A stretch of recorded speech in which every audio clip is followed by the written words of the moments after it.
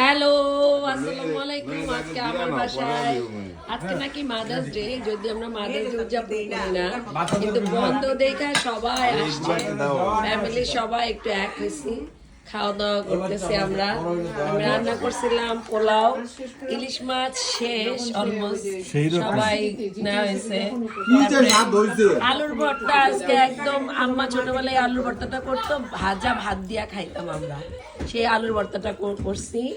তারপরে যে চিকেন ভুনা করছি, ডিম ভুনা করছি, সালাদ, সবাই খাইতেছে। কেমন ভর্তার রেসিপি দিছি আমার মনে হচ্ছে এইভাবে আইডিয়া আলুর ভর্তার রেসিপি আইডিয়া। কবির ভাই কেমন লাগছে খাবার? না ভালো হয়েছে। হ্যাঁ, রানা আলহামদুলিল্লাহ।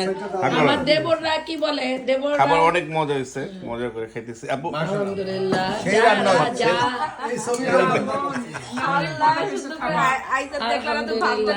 এই যে আমাদের ছোট মানুষ আসছে ভাত বাড়ার জন্য।